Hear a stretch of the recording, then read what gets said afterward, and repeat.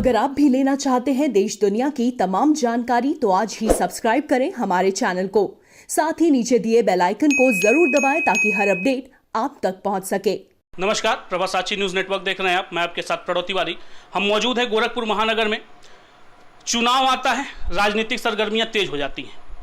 तमाम दल पक्ष का हो चाहे विपक्ष का हो धरातल पे आने उपस्थित हो जाते हैं। आरोप भी लगता है, किसी को कोई बरसाती मेढक करता है तो किसी को किसी और शब्दों से भी नवाजा जाता है, किसी के पक्ष में जाता है, किसी के विपक्ष में जाता है। इस समय जो गोरखपुर की पावन धरती है, भारतीय जनता पार्टी युवा मोर्चा के तमाम पदाधिकारी लगातार उनका आगमन हो रहा है। क्या आने का क्या मायने हैं, क्या मकसद है? आगामी विधानसभा 2022 भी करीब है। हो सकता है कि वही मेन मकसद हो, मेन एजेंडा हो, या विपक्षियों को धाराशाही करने का एक नया तरीका और एक नया आयाम लेके आना चाहते हो। इन सभी खास मुद्दों पर हमारे साथ खास बातचीत करेंगे भारतीय जनता पार्टी युवा मोर्चा के क्षेत्रीय महामंत्री हैं गोरखपुर महानगर से अखिल देव त्रिपाठी जी। उनका स्वागत और अभिनंदन करते हैं। बहुत बहुत धन्यवाद, बहुत धन्यवाद।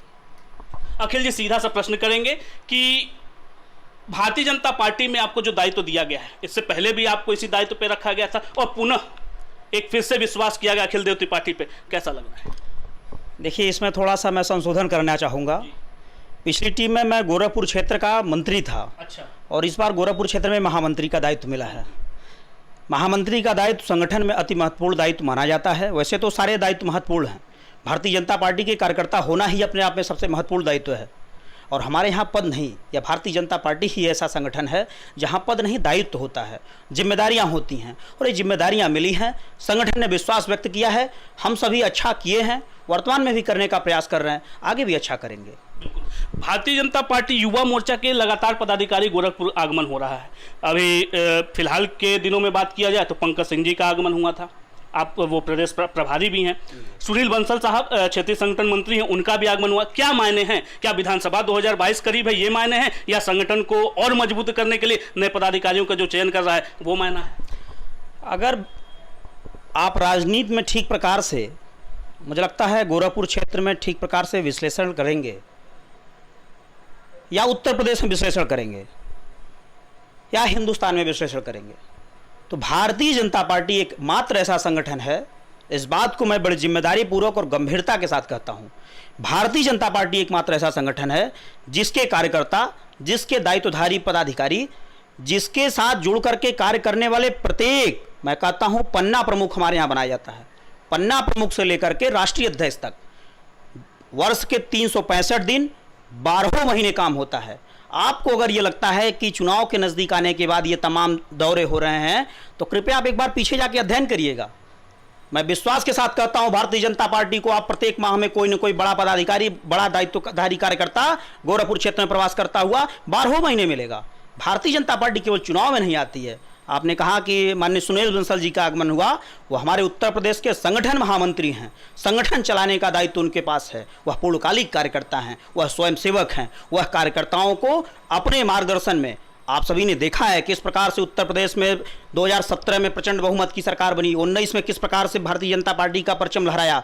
माननीय सुनील बंसल जी, डॉक्टर धर्मेंद्र सिंह जी, हमारे जो गोरखपुर क्षेत्र के अध्यक्ष हैं, इनके नेतृत्व में भारतीय जनता पार्टी का प्रत्येक कार्यकर्ता कार्य कर रहा है, कार्य करेगा। माननीय पंकज सिंह जी का आपने कहा आगमन हुआ था। निश्चित तौर पे माननीय पंकज सिंह जी हमारे पार्टी के प्रदेश उपाध्यक्ष हैं, बड़े नेता हैं, भारतीय राजनीति के भविष्य हैं। उनका आगमन, आज़ादी के अमृत महोत्सव जो हमारा कार्यक्रम हुआ है, आज़ादी के जो 75 वर्ष हुए हैं, इस 75 वर्ष के उपलक्ष्य में भारतीय जनता पार्टी ने आज़ादी के अमृत महोत्सव मनाया है। इस महोत्सव में माननीय पंकज जी मुख्य अतिथि के रूप में शामिल हुए थे।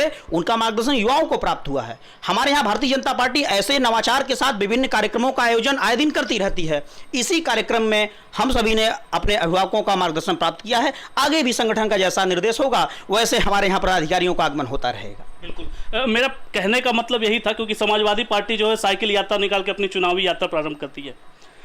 कांग्रेस की बात की जाए तो पैदल यात्रा, भाजपा गद्दी छोड़ो, इस तरह का नारा लगाते हुए पैदल यात्रा निकाल दिए। 1900 जो और 21 अगस्त तक का जो सफ़र है, कांग्रेस पार्टी लगातार एक जनसंपर्क अभियान लेके चली जा रही है। मेरा यही सीधा सा मतलब था कि वो भी चुनावी सफर में उतर चुके हैं। भारतीय जनता पार्टी मौजूदा वर्तमान स्थिति में अपने आप को कहाँ पा रही है? देखिए, वो लोग केवल चुनाव में आते हैं। मैं अपनी पिछली बात को और स्पष्ट करना चाहता हूँ।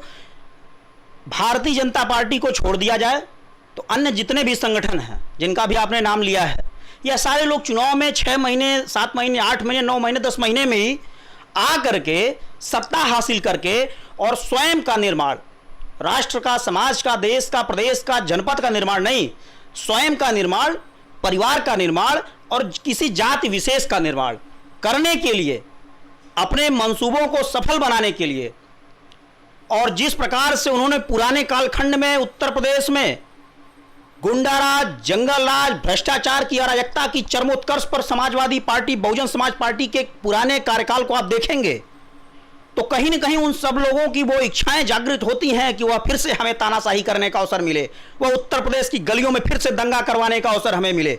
लेकिन अब स्थितियां बदल चुकी हैं। 2014 में नरेंद्र मोदी जी की सरकार बनने के बाद इस देश की जनता ने, प्रदेश की जनता ने स्पष्ट कर दिया कि यहां के आज के जो भारतीय जनता पार्टी के कार्यकर्ता हैं या पदाधिकारी हैं, इनका समर्थन किसी विशेष प्रभाव के कारण नहीं होता है। उत्तर प्रदेश की जनता ने स्पष्ट कर दिया है कि हम अब मत मजहबों के आधार पर अपना चुनाव नहीं करेंगे, हम जाति के आधार पर अपना चुनाव नहीं करेंगे। उत्तर प्रदेश की सामान्य जनता और हिंदुस्तान की जनता बहुत बुद्धिजीवी रही है। हमारा हिंदुस्तान सदैव से ही दुनिया का पथ प्रदर्शक रहा है। हिंदुस्तान की जनता को जातियों में नहीं बांट सकते हैं, मत मजहब में नहीं बांट सकते हैं। हमारे देश की जनता, प्रदेश की जनता, क्षेत्र की जनता मन बना चुकी है, विकास के साथ चलेंगे। और आपने देखा है 14 में विकास के साथ नरेंद्र मोदी जी का परचम लहरा, 17 में योगी आदित्यनाथ जी का परचम लहरा, 19 में पुनः नरेंद्र मोदी जी का परचम लहरा, और अभी आप हाल ही में हुए पंचायत चुनाव में भी देखा होगा भारतीय जनता पार्टी को प्रचंड बहुमत के साथ समर्थन मिला है। आज की जनता विकास के साथ जाना चाहती है, विनाश के साथ, अराजकता के साथ जो चलेगा जनता उसे नकार देगी। आने वाले चुनाव में परिणाम आप 22 में पुनः इस बार को देखेंगे। बिल्कुल, चूंकि जाति और मजहब की बात आ गई है तो किसी वर्ग विशेष की बात नहीं करेंगे, लेकिन आप देख रहे होंगे कि समाजवादी पार्टी हो चाहे बहुजन समाजवादी पार्टी हो, फिर से दलितों को लुभाने का काम और ब्राह्मण जो एक कार्ड खेला जा रहा है उसकी भी एक शुरुआत हो चुकी है। भारतीय जनता पार्टी इस तरह के जो भी काम विपक्षियों के द्वारा किए जा रहे हैं उसको किस परिप्रेक्ष्य में लेके? देखिए, हम केवल कहने में विश्वास नहीं रखते हैं, हमने किया है, हमारे संगठन ने किया है, भारतीय जनता पार्टी ने किया है। हम अपने उन जिनकी बात विभिन्न संगठनों के द्वारा आपने कहा कि किया जा रहा है, दलित भाइयों के लिए किया जा रहा है, ब्राह्मणों के लिए किया जा रहा है, लेकिन मैं पूछना चाहता हूं कि जब बहुजन समाज पार्टी की सरकार थी तो क्या दलितों को उत्थान के लिए ऐसा कौन सी योजनाएं बहुजन समाज पार्टी ने बना दी जिससे बहुजन समाज पार्टी के लोग आज इस बात को पुनः दोहरा रहे हैं कि हम दलितों का उत्थान करेंगे? और वही मायावती जी जिनका नारा हुआ करता था तिलक तराजू और तलवार इनको मारे जूतो चार, वह आज ब्राह्मणों की जो है महिमा मंडन करने में लगी हैं, ब्राह्मण सम्मेलन करने में लगी हैं। वही समाजवादी पार्टी जो कार सेवकों पे गोलियां चलवा कर मां सरयू की नदी को लाल रक्त रंजित की थी, आज वो उन्हें ब्राह्मणों की याद आ रही है। तो जनता इतनी नासमझ नहीं है, यह जनता समझती है, उनको मालूम है कि यह गिरगिट के तरह से रंग बदलने वाले लोग वास्तविकता में क्या चाहते हैं। यह लोग स्वयं अपने परिवार का विकास करना जानते हैं। भारतीय जनता पार्टी में अगर आप देखेंगे तो वास्तविकता में लोकतंत्र पाएंगे। हमारे यहां निश्चित नहीं है कि हमारा अगला प्रदेश अध्यक्ष कौन होगा, हमारा अगला राष्ट्रीय अध्यक्ष कौन होगा, हमारा अगला प्रधानमंत्री कौन होगा, लेकिन अन्य दलों में आप निसंकोच भाव से बता सकते हैं कि उनका अगला पीएम कौन होगा, सीएम। खैर, पीएम तो होना ही नहीं है, पीएम तो कभी होना ही नहीं है, लेकिन अगर किसी कालखंड में अगर उनकी सरकार बनती है तो आप भी जानते हैं कि इस प्रकार से उनके यहां चयनित लोग हैं। एक राष्ट्रीय अध्यक्ष जो अपना नहीं तय कर पाता है वह देश चलाने की कैसे बात करता है? भारतीय जनता पार्टी जाति को बांटने में विश्वास नहीं रखती है। मैं कहता हूं बड़ी जिम्मेदारी के साथ, जो लोग हमारे हिंदुस्तान के भाइयों को, बुद्धिजीवी वर्गों को खंड खंड में जातियों के नाम पे विखंडित करना चाहते थे, उनके मंसूबों पे पानी फिर चुका है। जनता जाग चुकी है विकास के रास्ते पे, नरेंद्र मोदी जी के रास्ते पे, योगी आदित्यनाथ जी के जो उत्तर प्रदेश को लगातार सर्वोत्तम प्रदेश बनाने के लिए अपनी तपस्याओं के तेज से उत्तर प्रदेश की प्रत्येक गलियों तक बिजली पहुंचाने का जिन्होंने काम किया है, प्रत्येक सड़कों को बनाने का जिन्होंने काम किया है, देश की जनता विकास के साथ जुड़ेगी, निश्चित तौर पे भारतीय जनता पार्टी की सरकार बनेगी। सेवा ही संगठन और विकास, जिस तरह से आपने बात कह दिया है, विपक्षी लगातार सुरक्षा की दृष्टि से जो भी कार्य किए जा रहे हैं उस पर सवालिया निशान उठा रहा है, उंगली उठा रहा है, तो सुरक्षा में क्यों विफल हो जा रहा है उत्तर प्रदेश? क्या कहना चाहिए? देखिए, मेरा जो मानना, आपने कहा कि सेवा ही संगठन है, तो पूरा देश देखा है। कोरोना के महाप्रलय में जब हिंदुस्तान के प्रत्येक राजनेता जो अपने आप को बड़े बड़े राजनीतिक परिवार का जो है सदस्य मानते हैं, किस प्रकार से चूहा बिलों में अन्य दलों के लोग डूबके हुए थे, ऐसे में भारतीय जनता पार्टी ही एक ऐसी संगठन देश के सामने अपने चरित्र को प्रस्तुत कर सकी जिसके प्रत्येक कार्यकर्ताओं ने सामान्य जनता से जुड़ करके उनकी मूलभूत आवश्यकताओं की पूर्ति के लिए हर संभव प्रयास किए हैं। हमारे संगठन ने जो नारा दिया था, सेवा ही संकल्प, सेवा ही संगठन है, केवल वो नारा नहीं था। भारतीय जनता पार्टी का एक एक कार्यकर्ता गांव में जाकर के मास्क, सैनिटाइजर, साबुन, ब्रेड, बिस्कुट, अनाज, अन्न जैसे विभिन्न योजनाओं को जमीन पर वास्तविकता में जिनको आवश्यकता थी पात्रों तक पहुंचाने का काम किए हैं। भारतीय जनता पार्टी का एक एक कार्यकर्ता किसी विशेष लक्ष्य के लिए, अपने विकास के लिए कार्य नहीं करता है, क्योंकि हमारे संगठन का निर्माण ही हुआ है परम वैभव की प्राप्ति के लिए।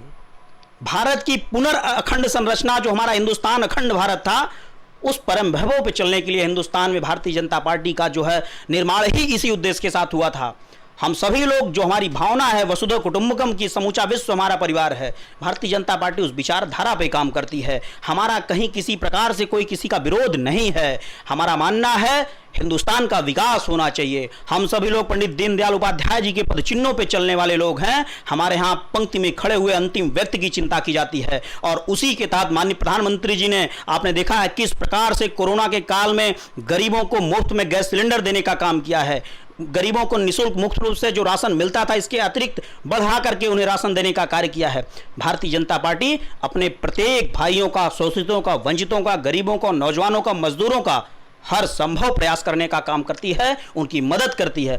इसी कड़ी में भारतीय जनता पार्टी ने सेवा ही संकल्प, सेवा ही संगठन को मानते हुए अपने कार्यों को किया है। प्रश्न थोड़ी सी राजनीतिक दृष्टिकोण से भी कर लेते हैं। विधानसभा 2022 बहुत ही करीब है। भारतीय जनता पार्टी भी जिस तरह के रणनीतियां बना रही है, लोगों पदाधिकारियों का आना जाना, जैसा आपने स्पष्ट भी कर दिया कि उनका 12 मासी आना जाना है और नए रणनीतियों पे विचार भी होते हैं। भारतीय जनता पार्टी युवा मोर्चा का क्या कोई चेहरा भी आने वाले समय में दिखेगा? क्योंकि भारतीय जनता पार्टी युवा मोर्चा एक ऐसा संगठन है कि किसी भी नई दिशा को बदल सकता है। आपके ऊपर पूरी जिम्मेदारी विधानसभा 2022 के। मेरा सीधा सा प्रश्न है, भारतीय जनता युवा मोर्चा से भी पदाधिकारी हमको देखने को मिलेंगे विधानसभा की उस कुर्सी पर? देखिए, दो बात तो मैं स्पष्ट करता हूं। भारतीय जनता पार्टी में मैंने पहले भी कहा है, फिर कह रहा हूं, पूर्णतः लोकतंत्र है। यहां हमारी जिम्मेदारियों को हम नहीं तय करते हैं। भारतीय जनता पार्टी में कौन सी कार्यकर्ता अगली बार किस भूमिका में होगा, यह संगठन के शीर्ष नेतृत्व के द्वारा तय किया जाता है।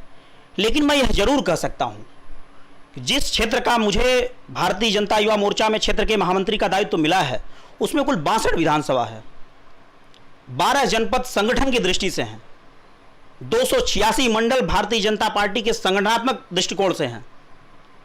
मैं बड़े विश्वास के साथ इस बात को आपके समक्ष आज प्रस्तुत करता हूं। जिस प्रकार से भारतीय जनता पार्टी के बूथ से लेकर के और राष्ट्रीय टीम तक की योजनाएं निरंतर अपने प्रभावी योजनाओं के साथ आगे बढ़ रही हैं। आप निरंतर देख रहे होंगे समाचार पत्रों के माध्यम से आपके समक्ष ऐसी विभिन्न योजनाएं पहुंच रही होंगी जिससे सीधे सीधे प्रत्यक्ष रूप से जनता लाभान्वित हो रही है। आपने कहा क्या युवा कोई चेहरा होगा कि नहीं होगा? भारतीय जनता पार्टी ने इसी घोसी के उपचुनाव में सबसे युवा विधायक को देकर के युवाओं का मान सम्मान, स्वाभिमान, अभिमान बढ़ाने का काम किया था। आपको ठीक प्रकार से इस बात का ज्ञात है कि आज हिंदुस्तान, आपने कहा कि जिधर युवा होंगे निश्चित तौर पर उधर राजनीति होगी। मैं भी आपकी बात से सहमति, अपना निश्चित तौर पर आपकी बात सत्य है। ये वर्तमान की परिस्थिति नहीं है। हम इतिहास की पन्नों को एक तरफ अगर चलेंगे और वर्तमान तक आएंगे तो जब जब इस देश में कोई बड़ा परिवर्तन हुआ है, युवाओं के ही प्रभाव से, युवाओं के ही प्रयास से बड़ा परिवर्तन हुआ है। वो चाहे जयप्रकाश नारायण का आंदोलन रहा हो, चाहे भारत के आज़ादी के समय में हमारे अमर शहीद भगत सिंह का रहा हो, मंगल पांडे का रहा हो, सुभाष चंद्र बोस का रहा हो, नेताजी का सपना जो था गांधी जी के नेतृत्व में भारत को आजाद कराने का। सदैव इस देश में जब भी बड़ा कोई परिवर्तन हुआ है, युवाओं ने ही परिवर्तन किया है। और 2014 में भी जब इस देश की सरकारों ने दीमक की तरह से हिंदुस्तान को खोखला करने का पूरा कार्य किया था, ऐसे में युवाओं ने, आपको ठीक प्रकार से हमको जानकारी है, सारा समाज जानता है, 2014 में एक नारा था, हर हर मोदी घर घर मोदी, और उसी नारे के साथ युवाओं ने आदरणीय नरेंद्र मोदी जी को प्रचंड बहुमत के साथ प्रधानमंत्री की कुर्सी पर बैठाया था। भारतीय जनता पार्टी युवाओं के साथ खड़ी रही है। 4 लाख से अधिक सरकारी नौकरियां देने का काम उत्तर प्रदेश में योगी आदित्यनाथ जी की सरकार की है। रही बात युवाओं की चेहरे की, तो हमारे पास एक नहीं अनेक चेहरे हैं।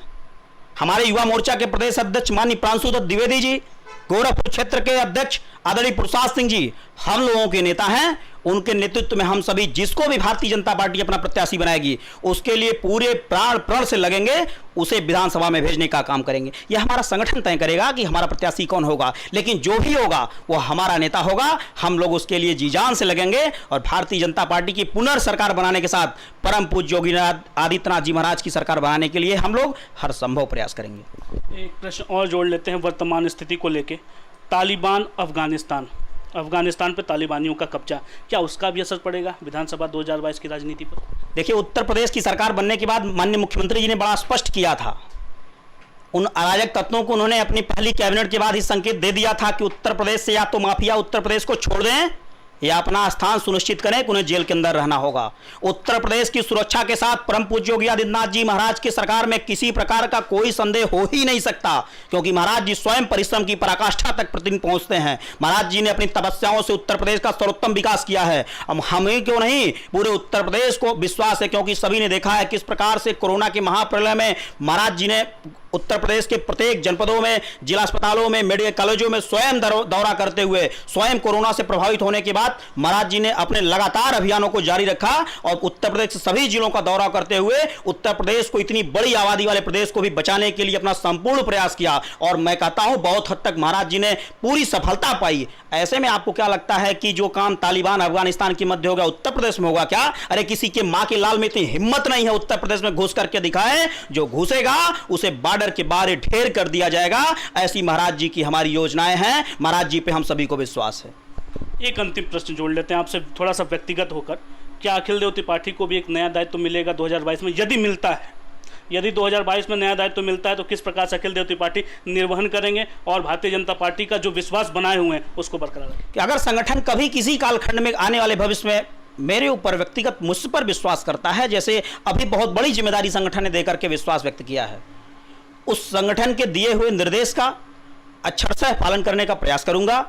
मैं एक सामान्य किसान का लड़का हूं, इस नाते अपने उन समस्त सहयोगियों का, अपने उन समस्त भाइयों का, अपने उस समस्त सम्मानित जनता का जिनको उनकी आवश्यकता है, मेरे जीवन का एक सिद्धांत है, मैं उसी पे कार्य करता हूं। उसी पे मुझे अभी तक ईश्वर की कृपा सफलता मिला है कि पात्रों की हर संभव मदद करनी चाहिए।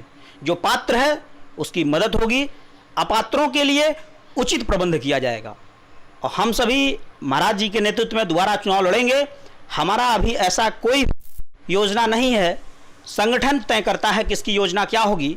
भारतीय जनता पार्टी का नेता नहीं तय करता है उसे क्या करना है, या संगठन तय करता है उसे क्या करना है। फिलहाल अभी मुझे संगठन ने जिम्मेदारी दी है भारतीय जनता पार्टी में नौजवानों की अलख जो जगी है उसके साथ जुड़ करके प्रत्येक बूथों को मजबूत करते हुए महाराज जी को दोबारा मुख्यमंत्री बनाने के लिए हम लोग उसी कार्यक्रम में, उसी अभियान में वर्षों से लगे हैं।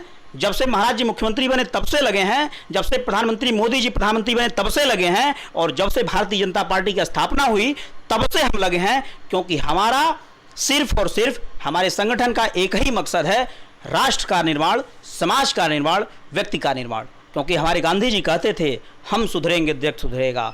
हमको स्वयं के अपने स्तर पर, अपने प्रभाव से, अपने कर्मों का वास्तविकता के साथ अपने दायित्वों का निर्वहन करना है। मुझे जो भी संगठन दायित्व देगा मैं पूरी निष्ठा के साथ उसका निर्वहन करने का प्रयास करूंगा। हमसे तमाम विषयों पर बात करने के बहुत धन्यवाद, बहुत धन्यवाद।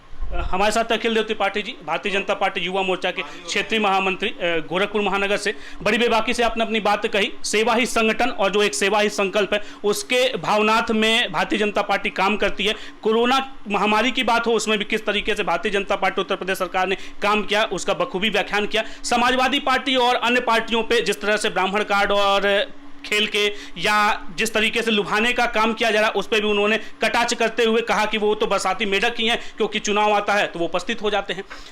और भी सारी बातें हुई हैं, किस तरीके से अगर नए दायित्व मिलेगा तो किस प्रकार के निर्वहन किया जाएगा और योगी आदित्यनाथ ही उनके अगले मुख्यमंत्री होंगे, इसको स्पष्ट कर दिया है अखिल देव त्रिपाठी जी ने।